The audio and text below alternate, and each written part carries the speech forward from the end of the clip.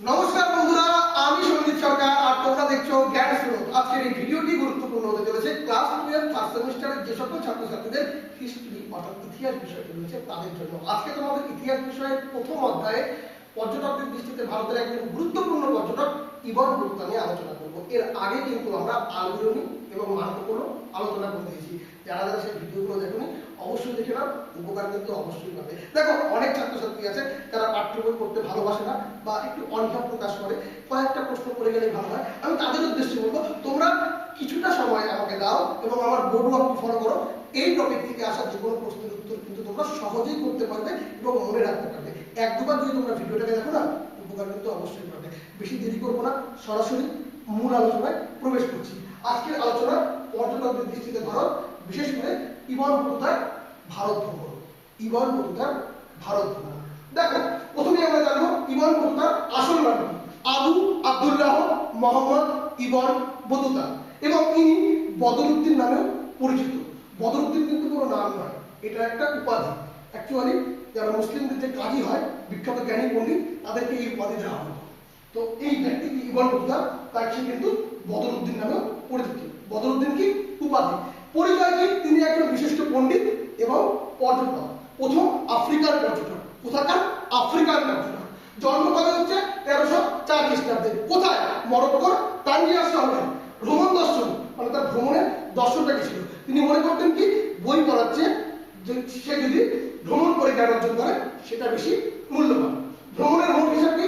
তার ভ্রমণের মোট হিসাব পাওয়া যাচ্ছে 30 বছর তিনি ভ্রমণ করেছিলেন। যদিও তার ভ্রমণ নিয়ে কিন্তু ঐতিহাসিকদের মধ্যে একটা মতবিরোধ দেখা যাচ্ছে। তিনি কবে সরাসরি প্রত্যাবর্তন করছিল, কেউ বলছে 24 বছর, কেউ বলছে 28 বছর। তো একটা ভ্রমণের নিয়ে কিন্তু ঐতিহাসিকদের মধ্যে একটা ডিবেট রয়েছে। তো 30 বছর তিনি ভ্রমণ করেছিলেন। কটা দেশ করেছিলেন? 40টা দেশ। কত হাজার বর্গমাইল পাড়ি দিয়েছিলেন?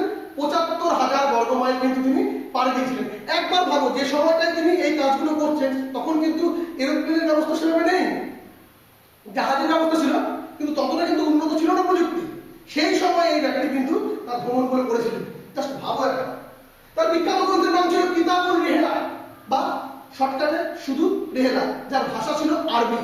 এখানে তিনি কিন্তু ভারতের সামাজিক দিক, রাজনৈতিক দিক, অর্থনৈতিক দিক এবং ঐতিহাসিক পরিবেশের বিভিন্ন জীবন্ত দলিল নিয়ে আলোচনা করেছিলেন। আর এই গ্রন্থটাকে অনুলিপি করেছিলেন ইবন জুজাই। ইবন জুজাই, মাথায় রাখবেন। এবার দেখেন, এই গ্রন্থের গুরুত্ব নিয়ে ঐতিহাসিক কে.এম. আসারাফ কি বলছেন? এটি সবথেকে নির্ভুল এবং সম্পূর্ণ ভ্রমণ বৃত্তান্ত।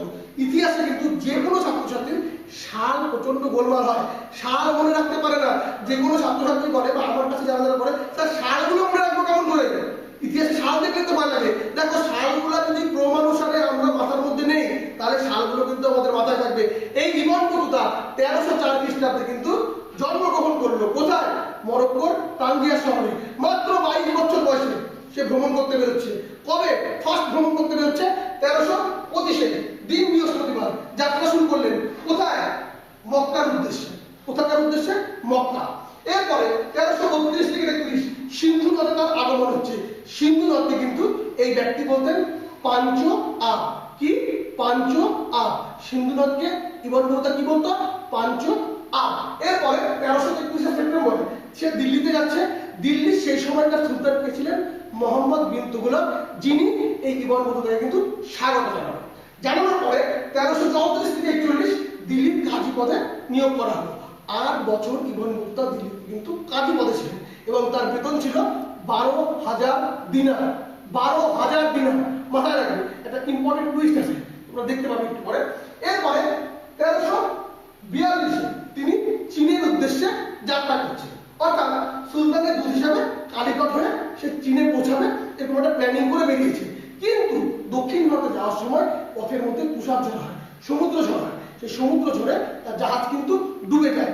এইবারও ভাবছে, যা সয় সম্পত্তি নিয়ে আসলাম সবই তো ডুবে গেল, এখন আমি কি করবো? আমি দিল্লিতে ফিরে যাবো।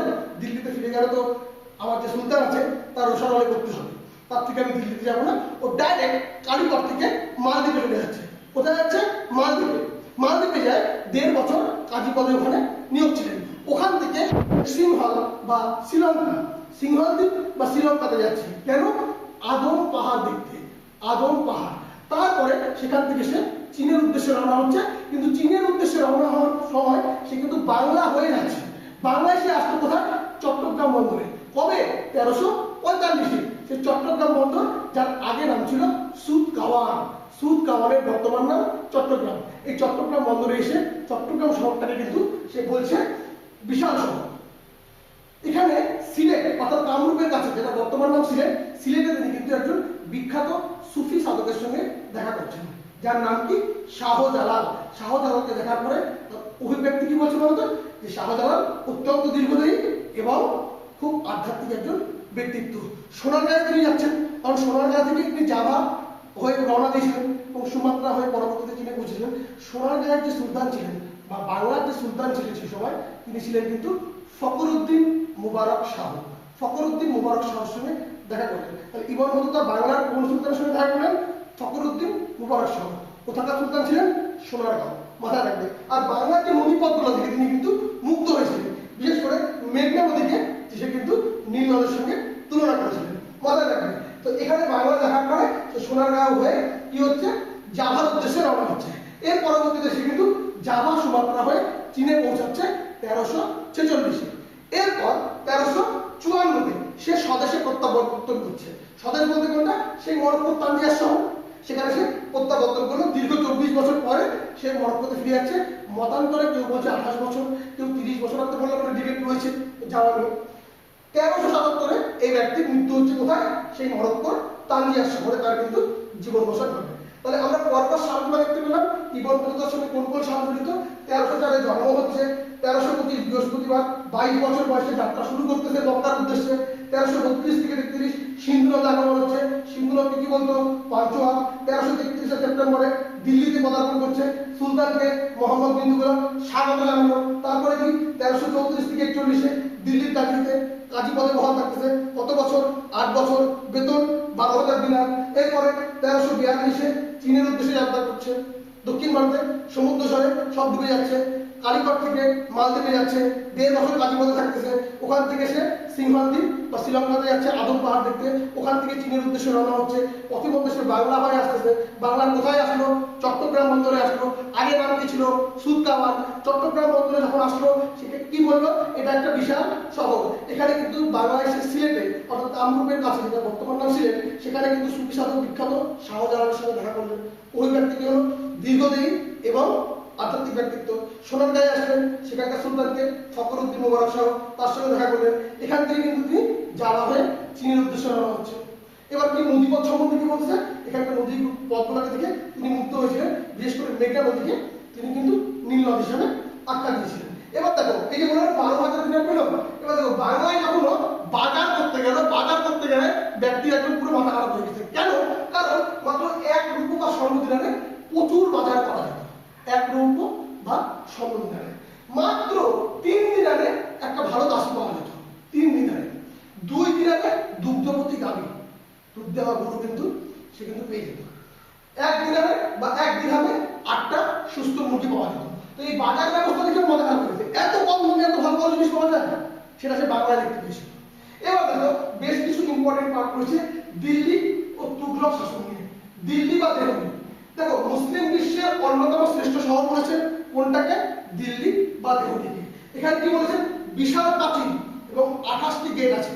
28টি কি আছে? গেট আছে। গেটকে কিন্তু তোরণ বলা হয়। তোরণ বলা হয় বা প্রবেশদ্বার বলা হয়। যদি বলে দিল্লিতে কটা প্রবেশদ্বার ছিল? 28টি। কটা তোরণ ছিল? 28টি। কটা গেট ছিল? 28টি। মাথায় রাখবে, দিল্লিকে কি বলছিল? মুসলিম বিশ্বের অন্যতম শ্রেষ্ঠ শহর। আর প্রধান গেটের নাম কি ছিল? বদাউল দরওয়াজা। বদাউল দরওয়াজা। সুলতানের চরিত্র নিয়ে কি বলছিলেন? তিনি বলেছিলেন একাধারে দয়ার সাগর ও রক্ত পিপাসু। দুটা গুরুত্বপূর্ণ অভিযান। ইবন বতুতা যখন ভারতে ছিলেন তখন করাচি ও খোরাসান অভিযান তিনি ভারতে থাকাকালীন হয়েছিল। কোনটা কোনটা? করাচি এবং খোরাসান, রাজধানী স্থানান্তর। দেখো, মোহাম্মদ বিন তুগলকের 3টা নীতি ছিল। সেই 3টা নীতির একটা ফলপ্রসূ হয়নি, যার জন্য তাকে পাগলা রাজা বলা হতো। তার একটা গুরুত্বপূর্ণ নীতি, অর্থাৎ তিনি আসার ঠিক আগে, মানে ইবন বতুতা যখন ভারতে আসবে তার আগে দিল্লি থেকে সে দৌলতাবাদ অর্থাৎ দেবগিরিতে কিন্তু রাজধানী সরানো হয়েছিল। এটা মোহাম্মদ বিন তুগলকের একটা হঠকারী সিদ্ধান্ত ছিল। তো যাই হোক, তো এটা ইবন বতুতা আসার আগে কিন্তু হয়ে গেছিল। তাহলে কোন ঘটনা ইবন বতুতা আসার আগে হয়েছিল? রাজধানী স্থানান্তর, দিল্লি থেকে দৌলতাবাদ বা দেবগিরিতে নিয়ে যাওয়ার বিষয়টা। এরপরে প্রশাসনিক ও সামাজিক বিষয় কি বলা হচ্ছে, ডাক ব্যবস্থার কথা বলছেন। তিনি বলতেছেন ভারতে অত্যন্ত দ্রুতগতির ডাক ব্যবস্থা আছে। দুটো ডাক ব্যবস্থার কথা বলতেছেন। একটা হচ্ছে উলুক। উলুক কি? ঘোড়ার ডাক। উলুক কি? ঘোড়ার ডাক। কত মাইল অন্তর হয়? 4 মাইল অন্তর। উলুক ঘোড়ার ডাক কত মাইল অন্তর? 4 মাইল। এরপর দাওয়া। দাওয়া কি? পদব্রজে ডাক। পদব্রজে ডাক এটা কত? 1 থেকে 3 মাইল অন্তর ছিল হচ্ছে দাওয়া, আর উলুক ছিল 4 মাইল অন্তর, যেটা ছিল ঘোড়ার ডাক। এবার দেখো কৃষি ও বাণিজ্য, বছরে 2 বার চাষ হতো। বিশেষ দুটি আকর্ষণ ছিল হচ্ছে পান এবং নারকেল। তিনি পান এবং নারকেল কিন্তু বিশেষ আকর্ষণ করেছেন। আর নারকেলকে দেখার পরে তিনি কি করেছিলেন বলতো? মানুষের মাথার মতো দেখতে। তাহলে ইবন বতুতা কোনটাকে করেছিল মানুষের মাথার মতো দেখতে? নারকেলকে। নারকেলকে মাথায় রাখবে। হ্যাঁ, বাংলা। বাংলাকে দিকে এই যে বাংলায় আসলেন না, চট্টগ্রামে আসলেন, সিলেট দেখলেন, সোনারগাঁও আসলেন, এই বাংলাকে তিনি বলেছিলেন দুজক ই নিয়ামত। কি বলেছিলেন? দুজক ই নিয়ামত, অর্থাৎ সম্পদে পূর্ণ নরক বলেছেন। তাহলে বাংলাকে কে সম্পদে পূর্ণ নরক বা দোজাক ই নিয়ামত বলেছেন? Ibn Battuta. সামাজিক চিত্র সম্বন্ধে তিনি কি বলেছিলেন? এখানে বর্ণভেদ প্রথা আছে, সতীদাহ প্রথা আছে এবং দাস প্রথা আছে। এই সমস্ত কথাগুলো তিনি উল্লেখ করেছিলেন। আর ইবন বতুতাকে কি বলা হয় বলতো? দ্য ট্রাভেলার অফ ইসলাম বা ইসলামের পর্যটক। মাথায় রাখতে হবে ইবন বতুতাকে কি বলা হয়? দ্য ট্রাভেলার অফ ইসলাম বা ইসলামের পর্যটক। এই হচ্ছে তোমার গোটা ভাগ। এমন কি তুমি আছে, এমন কি আছে তোমরা পারবে না। সিম্পল বিষয়, আসল নাম কি, পরিচয় কি, জন্ম কি, ভ্রমণ দর্শন কি, ভ্রমণের মোট হিসাব কি, বিখ্যাত গ্রন্থের নাম কি, সেটা অনুলিপিকে করলেন ইবন জুজাই, কি ভাষায় লেখা হয়েছিল বলছো না? আরবি ভাষায়। এই বিষয়গুলো ঐতিহাসিক কে এ মাসাবকে করেছিল, এটা সব থেকে নির্ভুল এবং সম্পূর্ণ ভ্রমণ বৃত্তান্ত। সাল জায়গা তোমরা দেখে রাখবো 1325, 1332 থেকে 33, 1333, 1334 থেকে 41, 1342, 1345, 1354, 1377, 1346-এ চীনে গিয়েছিলেন। মাথায় রাখবেন। বাংলায় আসার পরে কোন কোন জায়গায় ভ্রমণ করলেন, শ্রীলঙ্কা বা সিলন দ্বীপে তিনি কি দর্শন করতে গিয়েছিলেন, দিল্লি বা দেহলিতে তিনি কটা গেটের কথা উল্লেখ করেছিলেন, সুলতানের চরিত্র নিয়ে কি বলেছিলেন, বাংলার যে বাজার 1 স্বর্ণ দিনারে কি পাওয়া যেত, 2 স্বর্ণ দিনারে কি পাওয়া যেত, বা 3 দিনারে কি পাওয়া যেত, সবই তিনি উল্লেখ করেছিলেন। বাংলাকে তিনি কি করেছিলেন? দোজকি নিয়ামত, অর্থাৎ সম্পদের পূর্ণ নরক। কোন নদীকে তিনি বলেছিলেন নীলনদের মতো উল্লেখ করেছেন? মেঘনা নদীকে। বাংলা সুলতান কার সঙ্গে দেখা করেন? ফখরুদ্দিন মুবারক শাহ। এখানকার যে ফসল চাষ, পান এবং নারকেলের কথা বলেন। নারকেলকে কি বলেছিল? মানুষের মাথার মতো দেখতে। ডাক ব্যবস্থার ভিতরে উলুক এবং দাওয়া। ঘোড়ার ডাক 4 মাইল অন্তর, আর দাওয়া পদব্রজে ডাক 1 থেকে 3 মাইল অন্তর। তো এবং তার সঙ্গে কোনগুলো অভিযান ছিল? করাচি এবং খোরাসান অভিযান ছিল। তার আসার আগে কোন ঘটনা করেছিল? দিল্লি থেকে দৌড়াতে হবে, রাজধানী সরানো ছিল। তো এই পার্টগুলো তোমাকে করতে হবে। ইবন বতুতাকে কি বলা হয়? ট্রাভেলার অফ ইসলাম বা ইসলামের পর্যটক। তো এই পার্টটা তোমাকে করতে হবে। একবারের জায়গায় 2-3 বার ভিডিওটা দেখো, এখান থেকে আসা যে কোনো প্রশ্নের উত্তর তোমরা কিন্তু করতে পারবে। তো এই ছিল আজকের আলোচনা। এরকম আরো আলোচনা করতে বা তোমাদের যদি কোনো টপিক বুঝতে অসুবিধা হয় অবশ্যই কমেন্ট করে জানাবে। কোনো বিষয়ে নোটসের প্রয়োজন হলে অবশ্যই আমাদের টেলিগ্রাম চ্যানেলে তোমরা জয়েন করবে। আর যারা পেড নোটস দিতে চাও তারা হোয়াটসঅ্যাপ চ্যানেলে জয়েন করবে। যারা অনলাইন বা অফলাইনে টিউশন করতে চাও তারা অবশ্যই যোগাযোগ করতে পারো 7384384758 নম্বরে। তো এই ছিল আজকের আলোচনা। ভিডিওটা দেখো, দেখা হবে তোমার সঙ্গে পরবর্তী ভিডিওতে। Tata, bye bye.